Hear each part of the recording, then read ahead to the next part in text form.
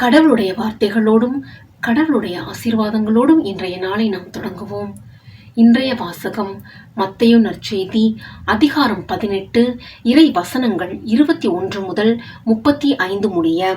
பின்பு பேதுரு இயேசுவை அணுகி, ஆண்டவரே, என் சகோதரர் சகோதரிகளுள் ஒருவர் எனக்கு எதிராக பாவம் செய்து வந்தால் நான் எத்தனை முறை அவரை மன்னிக்க வேண்டும்?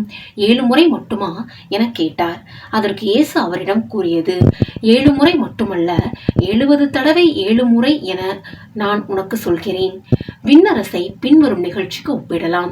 ஓர் அரசர் தம் பணியாளர்களிடம் கணக்கு கேட்க விரும்பினார். அவர் கணக்கு பார்க்க தொடங்கிய பொழுது அவரிடம் 10,000 தாலந்து கடன்பட்ட ஒருவனை கொண்டு வந்தனர்.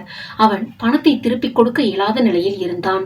தலைவரோ அவனையும் அவன் மனைவி மக்களோடு அவனுக்குரிய உடைமைகள் யாவற்றையும் விற்று பணத்தை திருப்பி அடைக்க ஆணையிட்டார். உடனே அப்பணியாள் அவர் காலில் விழுந்து பணிந்து, என்னை பொறுத்தருள்க, எல்லாவற்றையும் உமக்கு திருப்பி தந்து விடுகிறேன் என்றான். அப்பணியாளரின் தலைவர் பரிவு கொண்டு அவனை விடுவித்து அவனது கடன் முழுவதையும் தள்ளுபடி செய்தார். ஆனால் அப்பணியாள் வெளியே சென்றதும் தன்னிடம் 100 தெனாரியம் கடன் பட்டிருந்த உடன் பணியாளர் ஒருவரை கண்டு, நீ பட்ட கடனை திருப்பித்தா என கூறி அவரை பிடித்து கழுத்தை நெரித்தான்.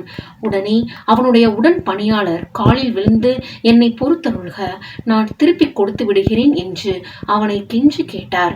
ஆனால் அவன் அதற்கு இசையாது கடனை திருப்பி அடைக்கும் வரை அவனை சிறையில் அடைத்தான். அவருடைய உடன் பணியாளர்கள் நடந்ததை கண்டபோது மிகவும் வருந்தி தலைவரிடம் போய் நடந்தவற்றையெல்லாம் விளக்கி கூறினார்கள். அப்போது தலைவர் அவனை வரவழைத்து, பொல்லாதவனே, நீ என்னை வேண்டி கேட்டுக்கொண்டதால்தான் அந்த கடன் முழுவதையும் உனக்கு தள்ளுபடி செய்தேன். நான் உனக்கு இரக்கம் காட்டியது போல் நீயும் உன் உடன் பணியாளருக்கு இரக்கம் காட்டியிருக்க வேண்டும் அல்லவா என்று கேட்டார். அத்தலைவர் சினம் கொண்டவராய் அனைத்து கடனையும் அவன் அடைக்கும் வரை அவனை வதைப்போரிடம் ஒப்படைத்தார்.